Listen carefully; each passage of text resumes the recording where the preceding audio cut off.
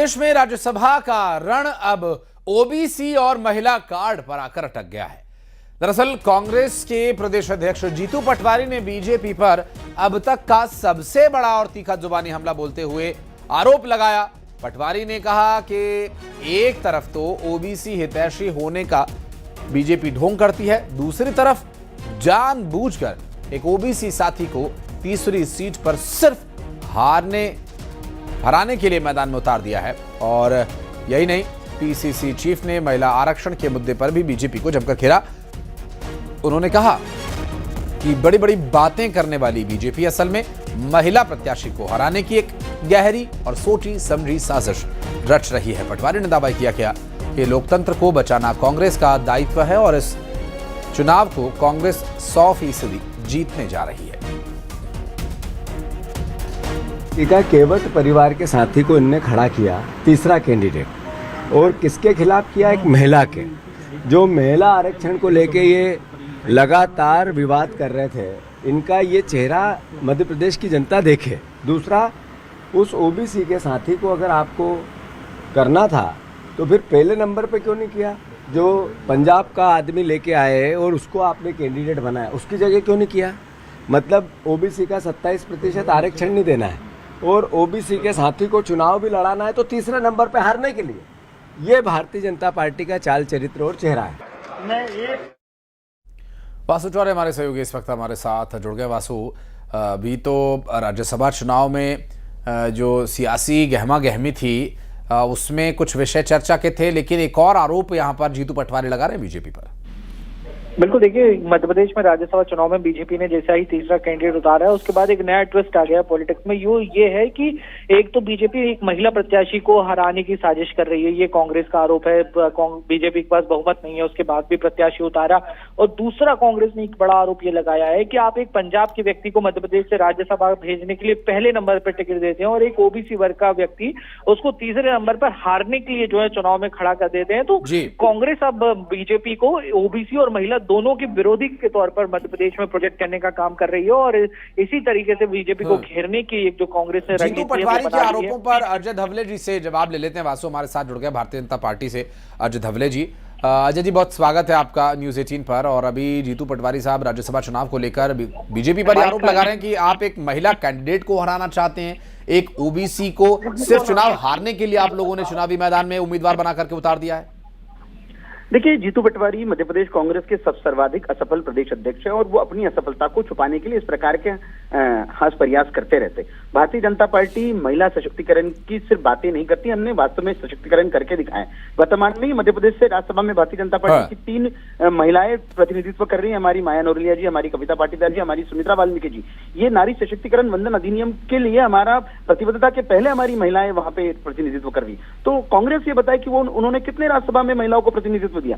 दूसरी बड़ी बात, जीतू पटवारी जी जो कह रहे हैं कि ओबीसी वर्ग को हराने के लिए भारतीय जनता पार्टी ने, आप ये बात को आज नोट कर लीजिए, निश्चित रूप से भारतीय जनता पार्टी के तीसरे प्रत्याशी भी जीतेंगे और दमखम के साथ में जीतेंगे। विषय ये आता है, जब अति पिछड़े वर्ग को, एक निषाद वर्ग से आने वाले मांझी समाज के व्यक्ति को भारतीय जनता पार्टी ने प्रतिनिधित्व देने का जब प्रयास कर रही है, तो उस प्रकार से उसको वर्गों में लड़ाने की, जातियों में लड़ाने की जो कांग्रेस का पुराना हथकंडा है, उसको कांग्रेस आज आजमाने का प्रयास कर रही है। भारतीय जनता पार्टी के पास में नंबर्स भी है और विजन भी है। आदरणीय प्रधानमंत्री श्री नरेंद्र मोदी जी का विकसित भारत का संकल्प, आदरणीय मुख्यमंत्री डॉक्टर मोहन यादव जी का विकसित मध्य प्रदेश का संकल्प, और उसी संकल्प के साथ में हमारे महेश केवट जी राज्यसभा में। सवाल इसलिए भी लाजमी हो जाता है अजय भाई कि जब आप देख रहे हैं कि आपके पास पर्याप्त वोट डालने के लिए सदस्य नहीं है, तो फिर ये चांस क्यों लिया जा रहा है? या फिर आप अपने विपक्षी दल, सुनिए तो सही, विपक्षी दल के नेताओं को आप अपने साथ मिलाएंगे, फिर जिसको लेकर के राजनीतिक शुचिता को लेकर सवाल उठा रहे हैं कांग्रेस के प्रवक्ता भी हमारे साथ अभिनव जी जुड़ गए, उनसे भी एक रिएक्शन लेंगे इस पर। आप बात पूरी करें। देखिए जी, मूल रूप से देश में राज्यसभा के इलेक्शन के अगर पिछले 10 वर्षों के आप आंकड़े उठाकर देख लेंगे, कांग्रेस के विधायकों ने ही इस प्रकार से क्रॉसओवर किया है। और ये कोई राज्यसभा का इलेक्शन इस प्रकार से छुपा नहीं होता। यहाँ तो आपको टेक्निकली पता है कि आपने किसको वोट दिया। कई कांग्रेस के विधायकों ने अपने वोट खराब किए, तो ये सब कांग्रेस के साथ में क्यों होता है? ऐसी राजनीतिक अपरिपक्वता या राजनीतिक अविश्वास कांग्रेस को, विधायकों को ही अपने नेतृत्व पर है। भारतीय जनता पार्टी तो हमेशा से कहती है कि यदि देखिए विकसित भारत का संकल्प है, आपको प्रधानमंत्री जी की आवाज को बुलंद करना है, निश्चित रूप से भारतीय जनता पार्टी को वोट कीजिए।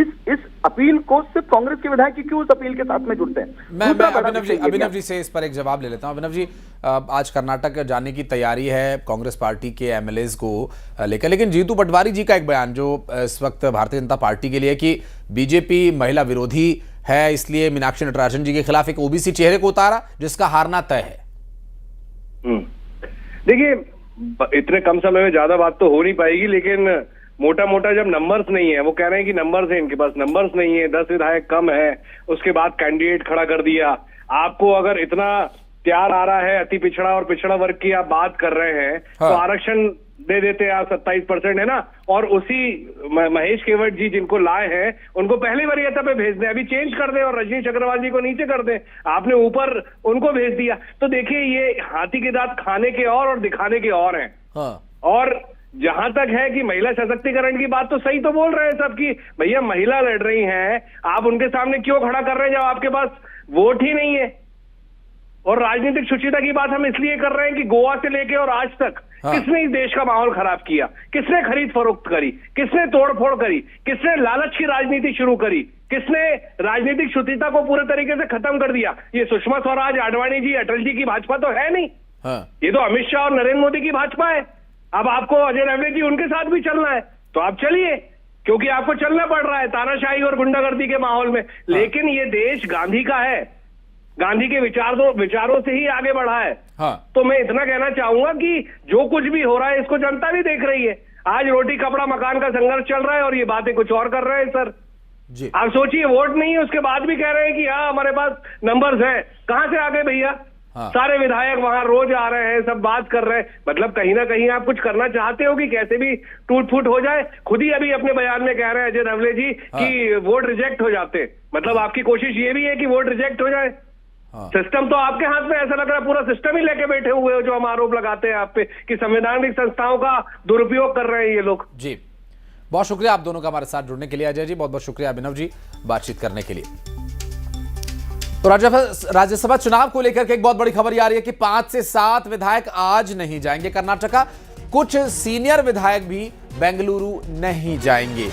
इसके पीछे कारण क्या है, इस पर और डिटेल्स हम आप तक आगे पहुंचाएंगे। फिलहाल आपको बता दें कि राज्यसभा चुनावों को लेकर के एक बड़ी जानकारी इस बीच सामने आ रही है कि करीब करीब 5 से 7 विधायक आज जो चार्टर्ड विमान रवाना होने वाला है कर्नाटका के लिए, वे नहीं जाएंगे, जिसमें कुछ वरिष्ठ विधायक भी शामिल हैं, कुछ सीनियर लीडर्स, साथ ही कुछ ऐसे 5 से 7 विधायक हैं जो आज कर्नाटक नहीं जाने वाले हैं।